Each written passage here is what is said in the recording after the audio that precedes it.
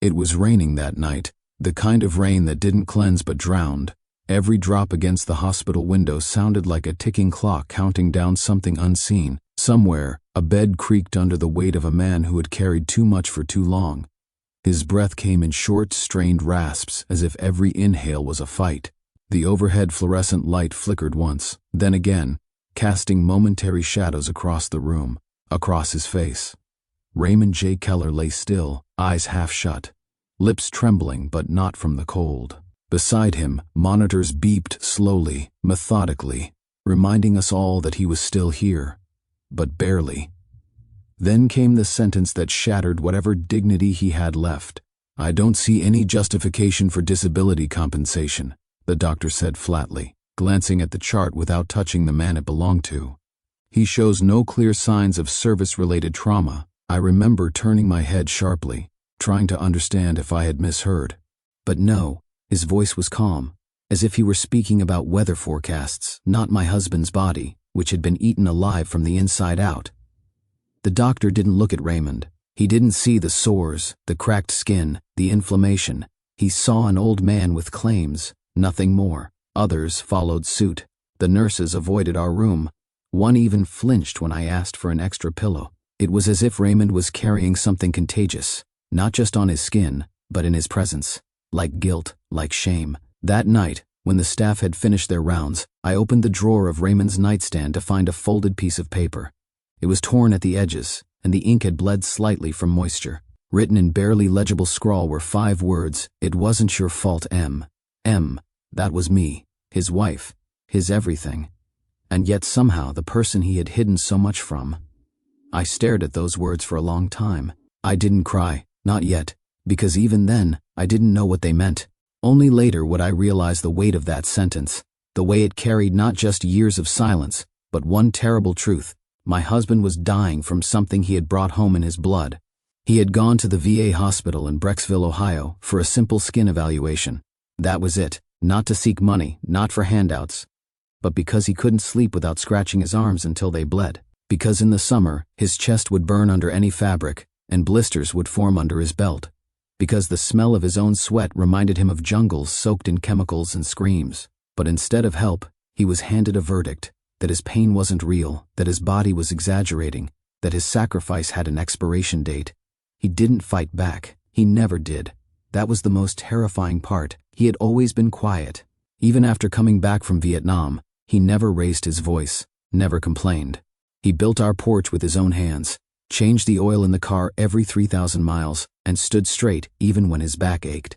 But inside, something had curled up and stayed hidden. I looked at him that night, his cheeks sunken, his breath rattling, and I saw not just a husband, but a man who had carried a secret so heavy it had wrapped itself around his veins, his lungs, his brain. I sat by his bed, watching him sleep under fluorescent light, and for the first time in my life, I felt afraid of what I would find if he ever told me the truth.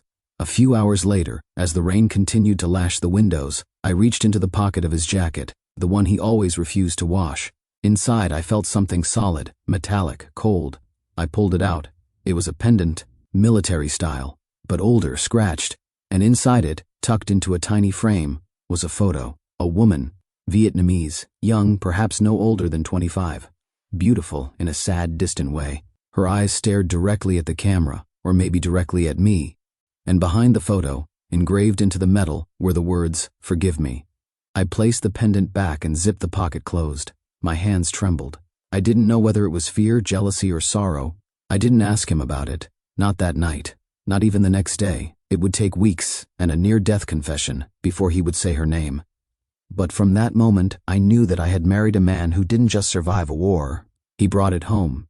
In pieces, in silence, in shame, and something inside me whispered that this story, the one nobody at the hospital wanted to hear, the one the doctors dismissed, the one hidden in a pendant and a folded note, deserved to be told, not because he was perfect, but because he'd been punished for surviving. Raymond J. Keller was a man of few words and even fewer complaints. At 62, he carried himself with a kind of worn dignity, the type forged not from pride but from decades of holding himself together when no one else was watching. He lived on the edge of Brecksville, Ohio, in a modest 2-bedroom house he had rebuilt after the storm of '98. Every nail, every floorboard, every window pane bore the mark of his calloused hands. He woke up every day at 5:45 a.m., whether it was winter or summer. He liked his coffee black, his bacon overcooked, and his silence uninterrupted. The neighborhood kids called him Sergeant Ray, not because he asked them to, but because of the way he walked, straight, clipped like he was still on patrol. He didn't believe in fuss. He didn't believe in therapy. And he sure as hell didn't believe in talking about the war. The walls of his home told more stories than he ever did. Faded photographs hung in simple wooden frames, one of a squad of young men, standing in front of a camouflage tent, some with cigarettes hanging from their mouths. All with that tight-lipped half-smile of boys trying to look brave. Raymond stood in the middle, taller than the rest, his helmet tilted back just slightly, a hand on another soldier's shoulder. That soldier, I later learned, had died 3 days after the photo was taken. On his dresser sat a brass Zippo lighter with a dent on the side. I once asked him where the dent came from. He shrugged and said, "It stopped a bullet." I laughed, but he didn't. I never asked again. Next to the lighter was an old watch, broken, no longer ticking, but polished clean, as if it might start working again if only it were treated kindly enough.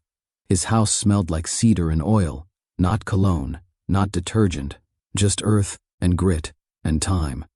He had one chair he always sat in, a recliner that creaked when he leaned back but never broke. There were burn marks on the right armrest from where he used to leave his cigarette unattended when the nightmares came. He kept everything.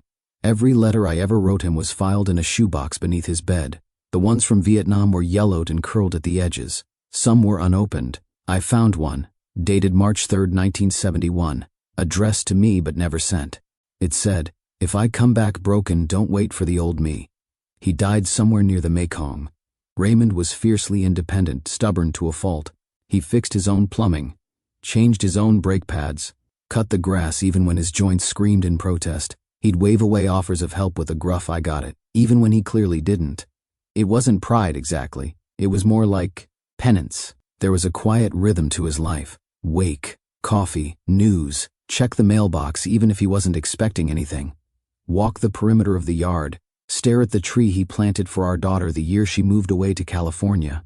He'd stop there sometimes, just long enough to make me wonder what he was thinking. But he never said. He didn't do holidays. Not really. He tolerated Thanksgiving because of the food. He sat silently through Christmas Eve Mass, never singing the hymns. And he absolutely refused to watch fireworks on the 4th of July. He said they gave him a headache, but I knew it wasn't the sound. It was the flash. Our daughter once asked him why he never left. He looked at her, then at me, and said, "Some men come home with medals, others come home with ghosts." He rarely spoke of his time in the army. When he did, it was clinical, distant, like he was reciting someone else's life. 1970, jungle near Bien Hoa, infantry, 8 months, 11 days. That's all I ever got out of him for years. But he always added, not long enough to forget, too long to forgive. He never joined the VFW. Said he didn't need to be around men who talked more than they listened. He distrusted authority, especially those in polished shoes and clean records. He once told me, "The loudest ones never saw combat." What struck me most was how little he asked for, not out of humility, but because he genuinely believed he didn't deserve anything more than what he had. He lived like a man serving a sentence, not for a crime but for surviving. Raymond never hit me, never raised his voice. But he built walls so thick around his soul, sometimes I wondered if I'd ever really known him. In his garage, buried beneath boxes of old tools and tarps, he kept a wooden chest with a rusted latch. Inside were military documents, a Purple Heart he never displayed, and a blood-stained bandage, neatly folded. There was also a small black and white photograph of 2 Vietnamese children, barefoot, smiling. When I asked who they were, he said, "I don't know," then turned and walked away. But the photo was too carefully kept to be meaningless. I remember once, on a hot July afternoon, I found him sitting on the porch, shirtless, applying a strange yellowish soap to his skin. His back was covered in red patches, some open, some healing. He didn't flinch when I approached. "This stuff burns like hell," he muttered, scrubbing hard. "But it's the only thing that keeps the rot from spreading." "What rot?" I asked. He didn't answer. He rarely talked about the skin condition. It embarrassed him more than the scars. He didn't care if people knew he'd been shot. But he hated the idea that his body was decaying in slow motion, that something invisible from decades ago was still eating away at him. Later, I'd find him in the bathroom, staring at himself in the mirror for long stretches of time, as if waiting for something to appear or disappear. He refused to buy new clothes, even when his shirts clung too tightly in summer heat and irritated his skin. He said tight collars reminded him of jungle humidity and the suffocating weight of body armor. He said he could still smell the Agent Orange, not just remember it, smell it.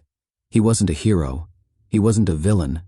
He was just a man trying to make peace with a war no one wanted to talk about anymore. And for reasons I still don't fully understand, I loved him more for it. It started with the itching. At first it seemed innocent enough. A few scratches on his arm, a red blotch on his neck. Summer in Ohio had always been humid, but this year felt heavier somehow, as if the air itself was pushing down on us. Raymond would sit in his chair, his nails silently raking the inside of his elbow until it turned raw. He never said a word. I noticed him showering more often, not for hygiene but for relief. Long, steaming showers that ended with him standing motionless under the water, letting it scald his back like penance. He used that same bar of yellow soap, Fell's Naphtha, scrubbing until his skin peeled in strips. I asked him once why he didn't switch to something gentler. He just looked at me and said, "Gentle doesn't work on poison." One night, I found him asleep in the recliner, shirt off, the front of his chest blistered in small circular patterns, like old cigarette burns. I gasped and reached out, but he stirred and jerked away before I could touch him. His eyes were wide, disoriented. It took him a full 10 seconds to recognize me. "It's nothing," he muttered. "Heat rash." But it wasn't just the skin. His moods began to change. Subtly, at first. A little more quiet, a little more withdrawn. He'd stare at the TV but wouldn't register anything. I once caught him sitting in the kitchen in the middle of the night, staring at a glass of water like he wasn't sure what it was for. His weight started to drop, slowly, like erosion. He'd pick at his food, not because he wasn't hungry, he just didn't trust it anymore. One morning I found a full plate of bacon and eggs in the trash, untouched. When I asked him why, he said the smell reminded him of rotten meat and jungle air. He began avoiding mirrors, closed the bathroom door when he shaved. Once, I peeked in while he was wiping his face and caught a glimpse of the damage. His cheeks and chin peppered with flaking red patches, skin so tight it looked like dried clay. His fingers trembled slightly as he cleaned the razor. "You should see a doctor," I told him, as gently as I could. "Something's wrong." "Something's always been wrong," he replied, not looking up. There was one afternoon I'll never forget.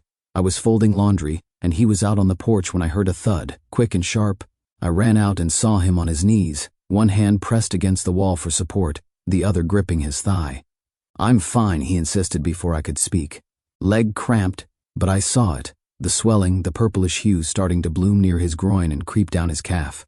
He wouldn't let me call anyone, wouldn't let me touch it. "Don't turn this into a big thing," he said through clenched teeth. "It'll pass." That night, while he slept, I searched online. The symptoms, skin lesions, blood clots, weight loss, behavioral changes, none of them added up to anything good. The words Agent Orange kept popping up. I remembered the stories from other wives, other widows, lawsuits, denials. Men in uniforms told they were fine until they weren't. Raymond hated computers. He called them snitch boxes. But I couldn't help myself. I kept digging, and what I found terrified me.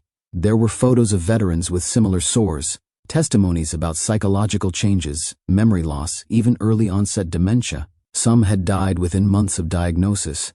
Others had never gotten a diagnosis at all. The military said they were outliers. I knew better. He stopped sleeping through the night. Sometimes I'd wake up to hear him muttering in Vietnamese, a language he hadn't spoken in decades.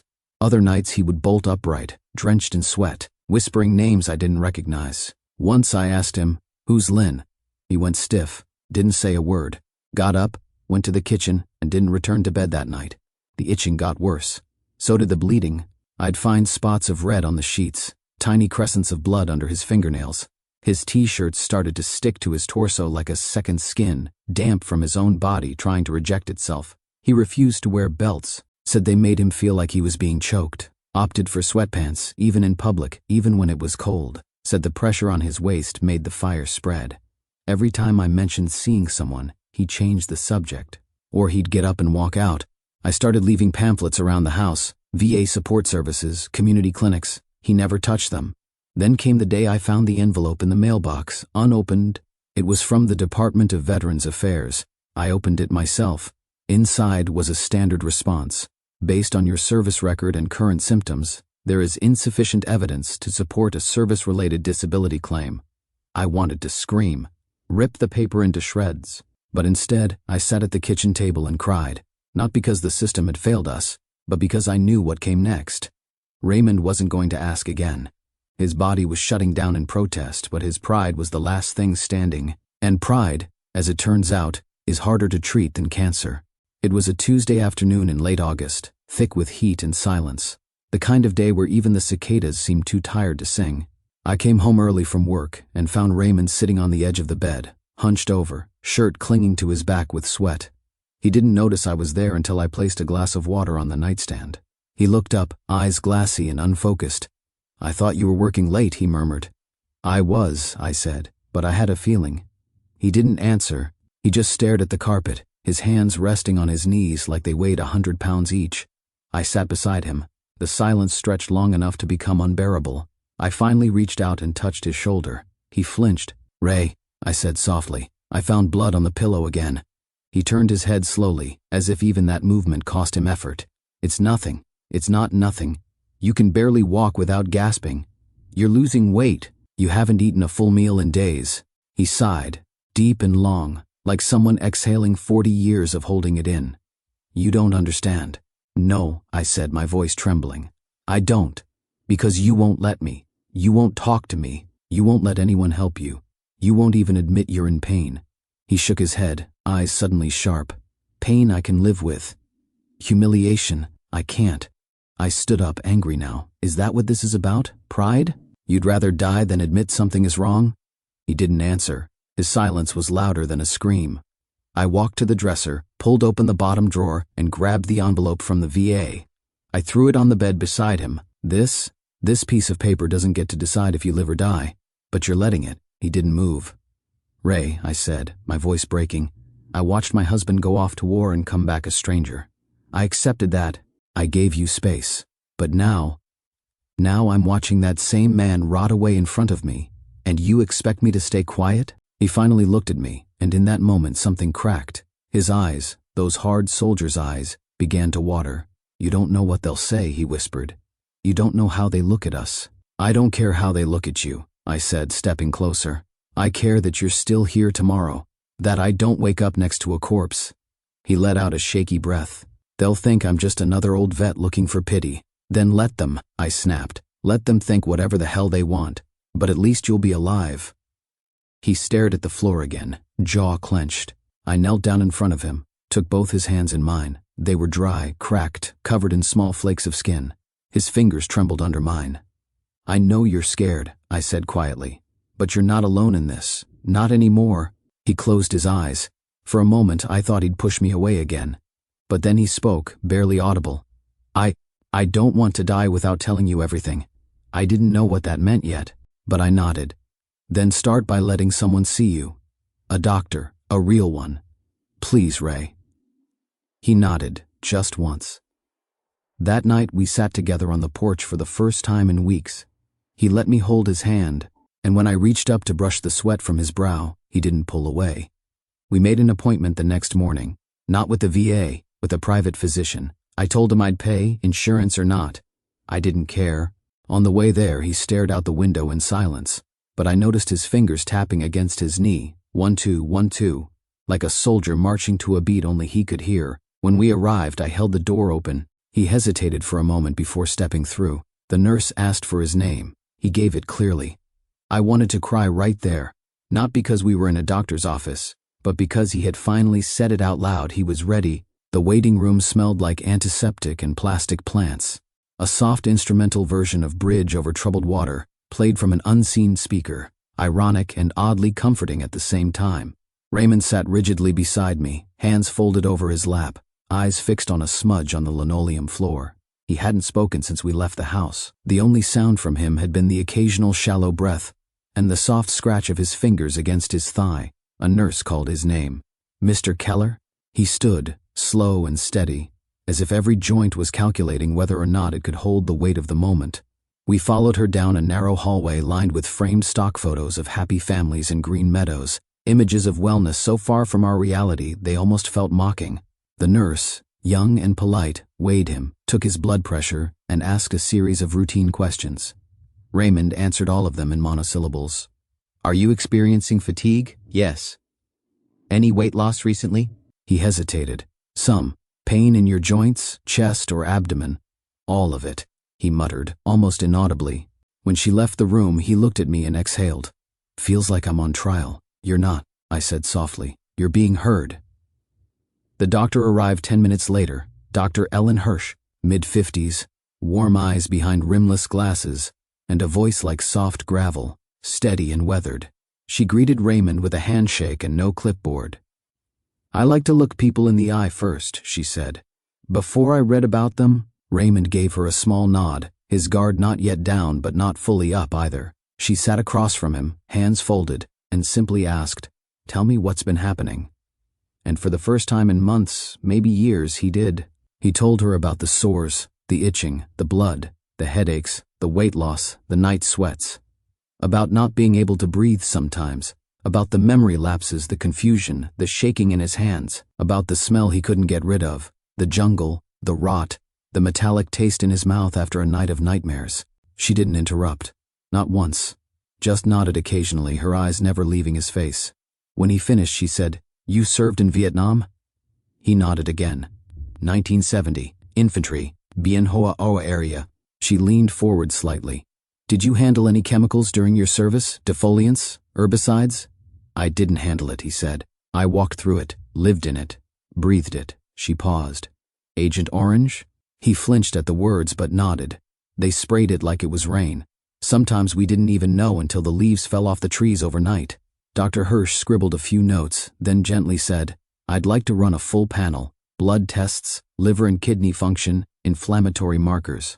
We'll also do imaging, chest X-ray, abdominal ultrasound, and if needed, a CT scan. I want to rule out lymphoma, assess for neuropathy, and look at the possibility of toxic exposure consequences." Raymond looked confused. "Is that all necessary?" She smiled, kind but firm. "You've waited a long time. I don't think we can afford to wait longer. The test took hours, blood draws, scans, more questions, more waiting." Raymond sat through it all without complaint. No flinching, no eye rolls, no sighs. Just quiet endurance. We returned 2 days later for the results. Dr. Hirsch greeted us with a folder in her hand, and a look I'd seen before but never from a civilian doctor. Concern wrapped in caution. She didn't sugarcoat it. "Your inflammatory markers are high, specifically your CRP and ESR levels, which suggest systemic inflammation. You have elevated liver enzymes, some impaired kidney function, and the chest X-ray showed scarring in both lungs, consistent with chemical exposure." Raymond nodded, slowly. No reaction, just a blank stare, like he had been expecting it all along. "The CT scan showed something else," she continued. "There's a mass in the lower abdomen, near the lymph nodes. I can't say what it is until we biopsy it, but it's concerning." He remained still, only his hands clenched. "I believe," she said gently, "that what you're dealing with is a late-onset systemic response to dioxin toxicity. That's one of the core components of Agent Orange." There it was, the name again, the invisible ghost finally given shape. Raymond looked at her and asked flatly, "Can it be treated?" She hesitated. "Some symptoms, yes. We can manage pain, improve quality of life, maybe slow progression. But if the mass is malignant," he finished the sentence for her, "then it's just a countdown." She didn't contradict him. The silence that followed was long and heavy. Finally she said, "I'm going to refer you to an oncologist, but I'll be here for everything. You won't go through this alone." Raymond gave the smallest of nods, and I saw something remarkable. His shoulders dropped just a fraction, his jaw unclenched. He didn't cry, but I felt something shift, like a man who had been holding his breath for 30 years had finally exhaled. On the way home he stared out the window again, but this time he spoke. "I told them in 1982, at the VA, told them my skin burned, that I couldn't feel my fingers sometimes. They said it was psychosomatic, told me I was lucky to still be alive." "You are," I whispered. He shook his head. "Not like this." Back at home, he didn't go straight to bed. Instead, he walked into the garage.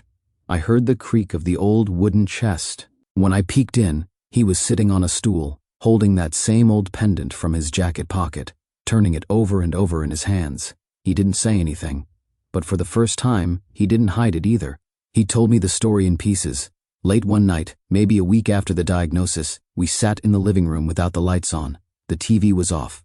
No music, just the hum of the refrigerator in the kitchen and the crickets outside our window. The kind of silence that dares you to break it. And he did. I remember the first time I felt the stuff, he said, voice low, as if speaking too loud might summon something he didn't want to face. It wasn't liquid.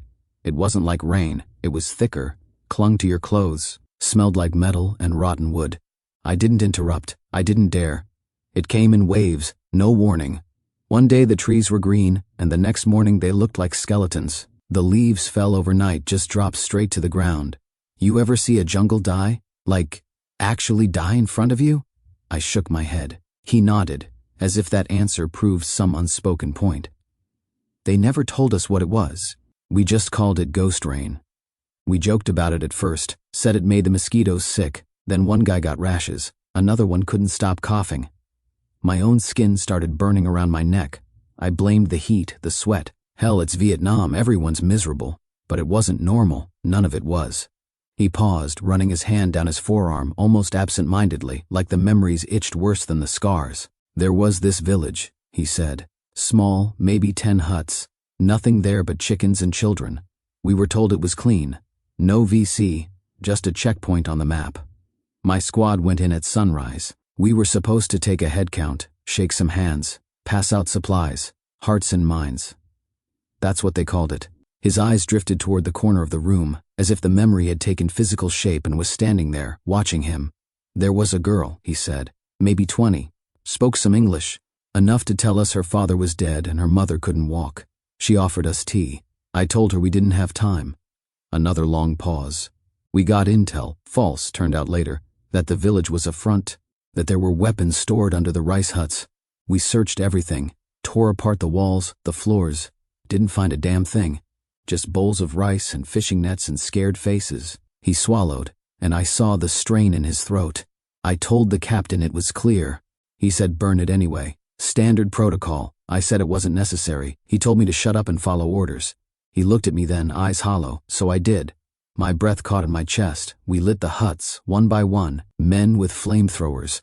We told the villagers to leave. Some did. Some didn't move fast enough. I remember one old woman screaming. Her legs didn't work. Her son tried to carry her but got hit by a falling beam. I reached for his hand, but he flinched, then shook his head, slowly. The worst part? There was a sound, like a baby crying. From under one of the huts, I heard it. I swear to God, I heard it. But there was smoke everywhere, and someone yelled for me to fall back, and I didn't go in. He stopped, eyes glistening now. The next morning, when the smoke cleared, we found a body, just bones and ash, curled up near a charred piece of cloth. It had pink flowers on it. I still see it sometimes. He finally looked at me, tears balanced on the edge of his lower lid, not falling. That's when I stopped believing in medals. I didn't know what to say. I didn't try to fix it. I just let it sit there between us, like it had been waiting for decades. 2 days later, he continued, voice quieter now. We got ambushed. Lost 3 men. One of them was my spotter. We were on patrol when the shooting started. I dove for cover. He didn't make it. Took a round to the throat. Raymond inhaled shakily. That's when the metal got in me. Shrapnel. Didn't even know until I got back to base and passed out. They pulled some of it out. Not all. He tapped his hip. That's where they found it last week. Buried next to the tumor. He chuckled once, bitter and dry. Funny, huh? I carried that bastard piece of metal all the way home, and it outlasted every apology I never gave. I stood up and went to the bookshelf, pulled down the old cigar box he kept tucked behind the photo albums. I opened it slowly, revealing medals, folded papers, and the pendant with the woman's photo. Who was she? I asked gently. He hesitated. Her name was Lynn. She was the one who warned us about the minefield near Khe Sanh, saved our squad. They said she was a spy. They took her. I never saw her again. He wiped his face with his sleeve. She gave me that pendant the day before, said it belonged to her mother. I told her I'd bring it back after the war. Silence fell again. You never did, I whispered. He nodded. No, I kept it instead. Like a coward. I closed the box and set it down gently. You carried her with you. That counts for something. He didn't answer, but that night, for the first time in our marriage, he pulled me into his arms without shame, and when he cried, he didn't hide it. The morning of the surgery felt like walking into a storm without an umbrella. The sky outside the hospital was steel gray, the air thick with humidity and dread. I held Raymond's hand as the nurse wheeled him toward the pre-op wing. His grip was weaker than usual but still deliberate, his fingers laced with mine like a quiet reassurance that he hadn't changed his mind. He had agreed to the operation only after the mass in his abdomen began pressing against his spine. The pain had become unmanageable, and for a man like Raymond, that meant it had likely been unbearable for days before he said anything. The surgeons were clear, they needed to remove it immediately. Whether it was benign or malignant didn't matter anymore. It was growing, and it was winning. In the pre-op room, a flurry of activity surrounded us. Nurses confirming name and date of birth, checking vitals, adjusting IV lines. Raymond lay still, calm in a way that didn't come from peace, but from the resignation of a soldier used to walking into battle without promises. Dr. Hirsch entered, dressed in surgical scrubs, clipboard in hand. "We'll do everything we can," she said softly. He gave a faint nod. "If I don't make it, make sure my wife gets the pendant." I squeezed his hand. "Don't talk like that." But his eyes said otherwise. They rolled him away, and I stood in the hallway long after the doors closed behind him. I don't remember sitting down. I don't remember crying. But at some point, a nurse brought me coffee I didn't ask for, and a blanket I hadn't realized I needed. The surgery was supposed to take 3 hours. It took 5. At the 4-hour mark, Dr. Hirsch emerged, still in her scrubs, gloves off, eyes wide, not alarmed, but stunned. She sat next to me and took a breath. "We found something," she said. "Something unusual." My heart skipped. She continued. "There was a foreign object embedded in the mass, a metallic shard, almost the size of a coin, likely shrapnel.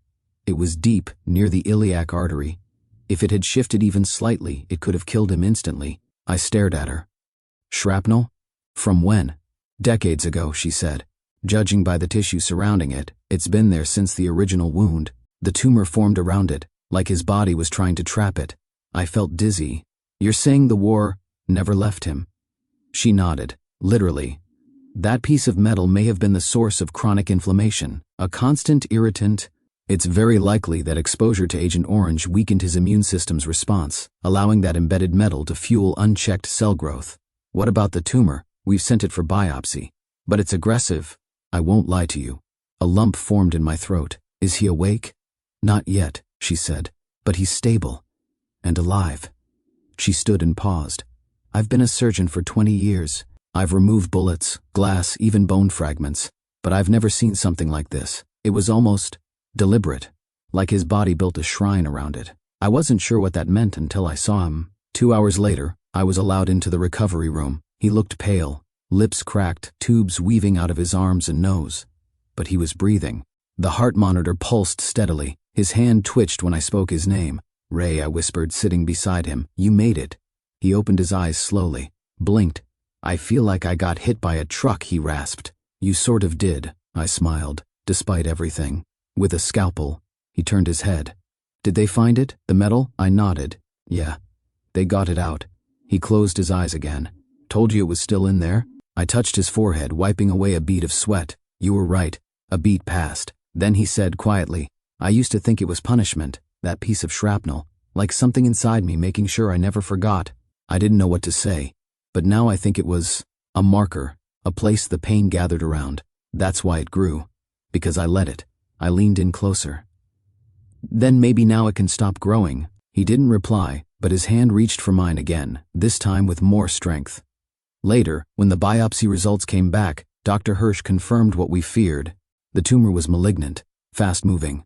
But because they caught it when they did, there was still a window, narrow but there. Raymond underwent further scans, then was placed on an experimental treatment protocol, chemo with targeted immunotherapy. It was grueling. He lost what little appetite he had. His skin grew thinner, bruised easily, and his hands shook more, but he never once asked to stop, not after what they'd found. One day, during a quiet afternoon in recovery, I brought him the metal shard. They had sterilized it, placed it in a small clear vial. He stared at it for a long time, saying nothing. Then he said, "This is my war medal." I smiled. "And you earned it." He nodded, setting it gently on the bedside table beside his watch and pendant. "Maybe now I can finally start disarming." The complication came without warning. It was a Thursday morning. The sky was clear for the first time in days. and I had just stepped out of the hospital cafeteria with a lukewarm cup of coffee when the overhead speakers clicked on. Code blue. ICU room 3B. My heart skipped a beat. I dropped the cup. Coffee splashed across the floor like blood. I ran. I didn't ask. I didn't wait. I just ran. When I reached the room, nurses were already swarming. One was applying pressure to Raymond's chest. Another was shouting vitals. A third was adjusting the 4-line with trembling hands. The heart monitor was a flat line punctuated by a long, chilling tone. Dr. Hirsch burst in seconds later. "Get the paddles!" she barked. "Epinephrine, now." I stood in the doorway, frozen. I wasn't supposed to be there, but no one stopped me. I couldn't move anyway. I just watched as they fought to bring my husband back. "Clear," someone shouted, and Raymond's body jolted off the bed. No response. Again. "Clear." His chest arched, then dropped. Still nothing. 30 seconds passed, then a minute. I wanted to scream, to plead, to bargain with any god who would listen. But I couldn't find my voice. "Come on, Ray," I whispered. "Don't you dare leave now. Not now. Not like this." Dr. Hirsch leaned in, pressing her fingers to his neck. "I've got a pulse. Weak, but it's there." A collective breath released from everyone in the room. The flat line gave way to a soft, irregular blip. It wasn't steady, but it was something. They worked for another 10 minutes, stabilizing him, adjusting machines, administering meds. When they finally cleared the room, leaving just me and Dr. Hirsch, I collapsed into the chair beside his bed. "He went into septic shock," she said gently. "The mass we removed had ruptured some tissue deeper than we thought. Bacteria likely leaked into his bloodstream. His immune system's already compromised. It hit hard." "Is he going to make it?" I asked, my voice barely a whisper. She looked tired, defeated, but not hopeless. "He's critical," she said. "The next 48 hours will tell us everything." Those 48 hours became the longest of my life. Raymond was unconscious, hooked to machines that beeped and breathed for him, tubes in his throat, lines in both arms. His skin, already pale, now looked gray, like he was slowly fading from this world before my eyes. I stayed, slept in a chair that offered no comfort, ate only when the nurses insisted. I read aloud to him, his favorite passages from old war novels, letters he once wrote me but never sent, even a piece of a speech from Lincoln, which he always admired. Anything to keep his mind tethered to mine. Sometimes I sang old country songs he used to hum while fixing the sink or changing the oil. I'm not sure if he heard them, but I needed to believe he did. One night, I spoke directly to him, voice cracking from exhaustion and grief. "You don't get to go yet," I said. "You don't get to tell me everything and then leave. That's not how this ends, Ray. You hear me?" His eyelids fluttered. I leaned in. Then, nothing. It wasn't much, but it was enough to keep me waiting. On the second night, around 3 a.m., the nurse gently touched my shoulder. "His vitals are improving," she said. "Blood pressure is stabilizing. Oxygen saturation's back up." I turned to Raymond. His chest rose and fell slowly, rhythmically. The nurse smiled. "I think he's fighting." And fight he did. By morning, his eyes cracked open, just barely, but they found mine. "Hey," I said, choking on the word. "You scared the hell out of me." He blinked. Once, then whispered, barely audible, "Didn't mean to." I laughed and cried at the same time. "You always were dramatic." He smirked, and for the first time since surgery, color returned to his cheeks. In the days that followed, his progress was slow but steady. Breathing tubes were removed. IV lines were reduced. He could sit up, eat soft food, hold a spoon, even smile. But something in him had changed, not physically, but deeper. He asked for paper. I brought a notebook. He began writing letters to his daughter in California, to a fellow soldier he hadn't seen in decades, even to Dr. Hirsch. When I asked him why, he said, "I've got some debts to settle, and a soul to unbury." On the fourth day, while watching the sun rise from his window, he took my hand and said, "You know, I thought I'd go out in a blaze. Gunfire, or a car crash, or a slow fade into silence. But lying there, it wasn't death I feared. It was leaving things unfinished." I squeezed his fingers. "You're not done yet," I said. He looked out the window. "Maybe not, but I saw something, Em. While I was gone, while they were working on me. I don't know if it was a dream or something else, but I was back there, in the village, the one we burned." I stayed silent. "There was a woman," he said. "She stood in the ashes, holding the pendant. She didn't speak. She just looked at me." "What did you do?" He looked at me. Eyes red, not from pain, but from something else, release. I said I was sorry. I felt my heart cave in on itself. And did she answer? He nodded slowly. She smiled. The hospital released him 12 days later. They said he was stable but fragile, like glass that had been cracked but not shattered. We took a cab home. He insisted on sitting by the window, watching the world drift by as if he were relearning its rhythms. Leaves had started to fall from the trees. The season had changed while he was away. It felt symbolic, like something inside him had shifted too. He barely spoke on the ride back, but he held my hand the entire time. At home, he didn't head straight for his recliner like he used to. Instead, he walked slowly through the hallway, pausing in front of the bookshelf. He reached out, touched a photo of us from 30 years ago. Young, naive, just married, smiling like the world hadn't touched us yet. Then he sat down on the couch, not the recliner, and looked at me with eyes I hadn't seen before. Not blank, not distant, present. "I need to tell you everything," he said. So I sat beside him, and he began.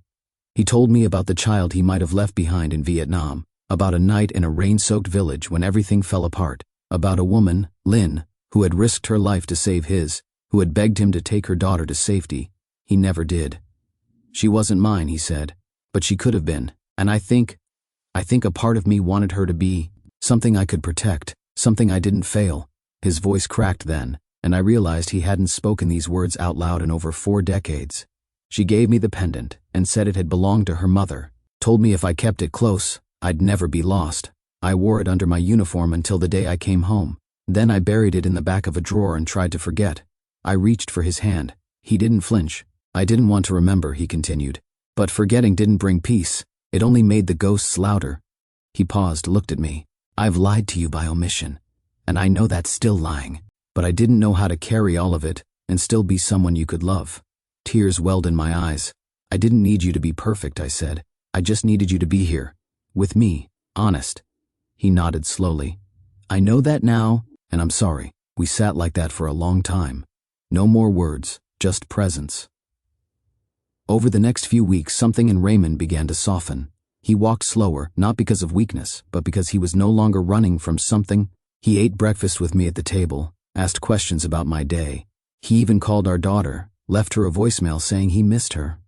"I don't want her to hear about me secondhand," he said. "She deserves the truth, even if it's late." One morning he asked if I still had my old tape recorder, the kind we used in the 80s to send voice messages to relatives overseas. I found it in the attic, dusted it off, replaced the batteries. He began recording. Stories, confessions, letters, not just for me, but for his daughter, his unborn grandchild, the men he served with, for Lynn, for the villagers, for the part of himself he left behind. "I want them to know I remember," he said. "Not just what happened, but how it felt." Sometimes when he grew tired, he'd close his eyes and listen to the recordings. Once, I caught him whispering to the pendant like it was a person. "You kept me alive longer than I deserved," he said. "But now, maybe it's time to pass you on."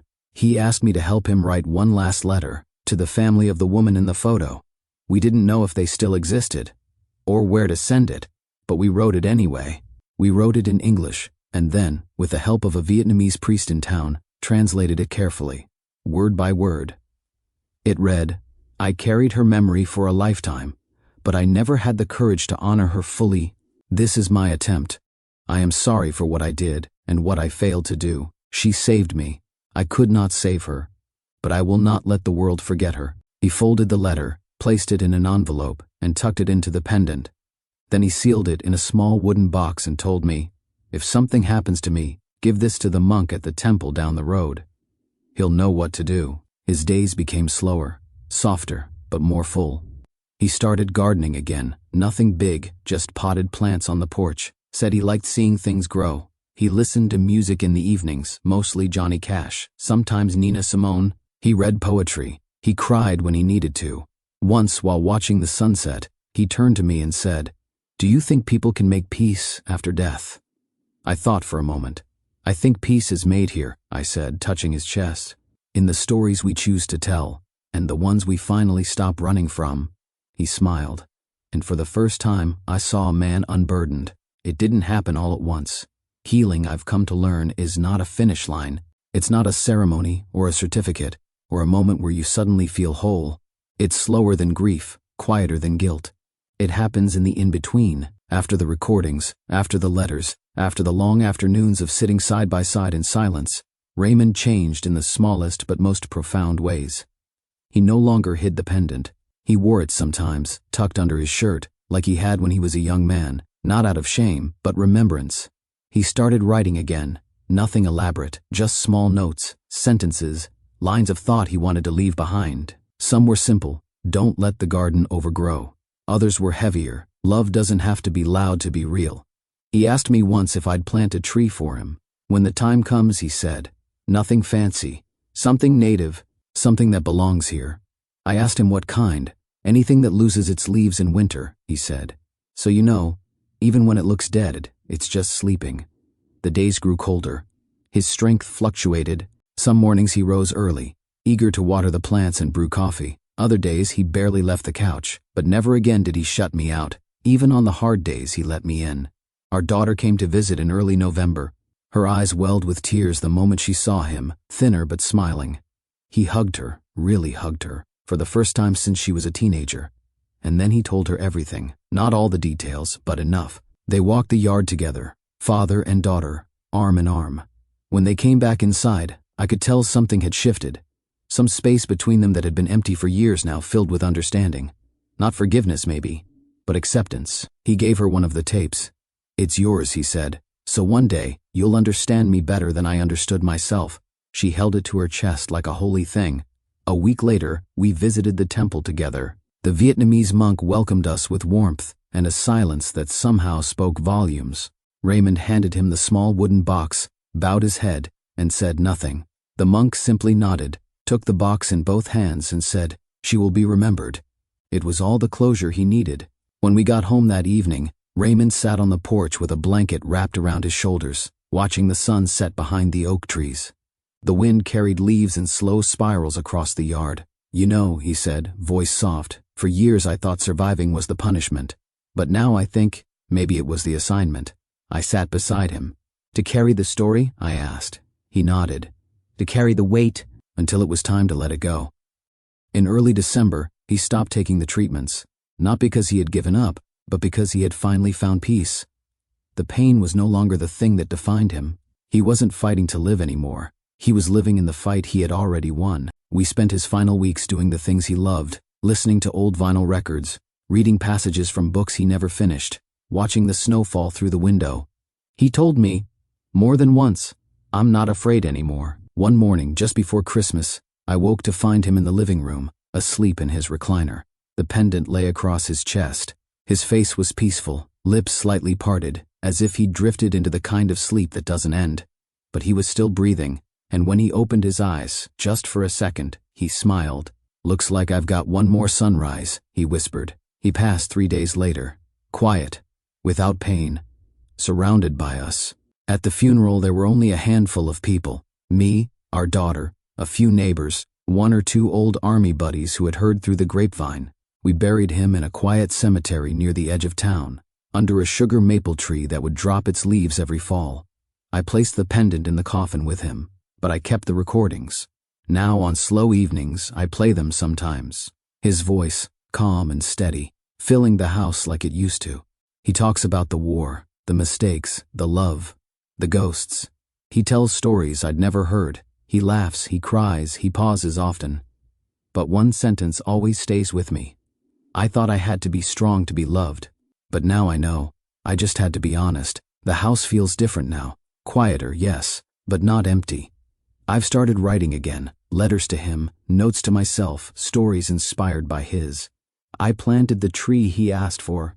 It stands in the yard, proud and thin, waiting for its first winter. I visit it every morning with coffee in hand, and sometimes I swear I hear his voice in the leaves. The world didn't change when he died, but I did, and maybe that's the best kind of legacy. Sometimes I wonder how many people carry stories like Raymond's, buried deep, locked away behind silence, behind years of fear, guilt, or pride. Stories that were never meant to stay hidden, but were too heavy to be spoken out loud. He used to say that silence was his armor, but in the end, it became his wound. And yet, somehow, in telling the truth, in letting it rise to the surface, he found peace. Not forgiveness, perhaps, not from the world or from the ghosts, but from himself. I don't think healing is about forgetting. I think it's about remembering with clarity and still choosing to move forward. It's about laying the truth down gently, like an old weapon, and saying, I don't need to carry this anymore. So, if you're listening to this now, wherever you are, I want to ask you something. What are you still carrying? Is there a name you haven't spoken in years, a face that visits you in your sleep, a sentence you were too afraid to say because you thought no one would understand? Maybe it's a letter never sent. Maybe it's a goodbye that never had time to be said. Maybe, like Raymond, it's a truth you buried so deep inside yourself that even your own heart forgot how to beat around it. But let me tell you something. It's never too late to open the box. It's never too late to speak the words. It's never too late to let someone in. We live in a world that often forgets its oldest warriors, that asks them to be quiet when what they need most is to be heard. But your story matters, not because it's perfect, but because it's yours, and someone, somewhere, needs to hear it. Raymond thought his life was just a string of mistakes and survival, but in the end, he left behind something more powerful than medals or records. He left behind truth, a legacy written not in glory, but in honesty, in tears, in transformation. And you can too. So before you go, ask yourself, is there something you've never said that you still need to say? Is there someone waiting to hear it? Don't wait for the perfect moment. It may never come. Say it anyway. Write it anyway. Remember anyway. You never know who might be waiting to forgive you. You never know what peace might grow from the words you finally set free. If this story touched you, if it reminded you of someone you've known, or someone you once were, leave a comment below. Share your story. Honor someone's memory. Say their name. We read every word. You're not alone here. And if you believe more stories like this should be told, about love, loss, war, and the quiet courage of healing, please like this video, subscribe, and share it with someone who needs it. Because silence doesn't have to win, and every story deserves to be heard, even the quiet ones, especially the quiet ones.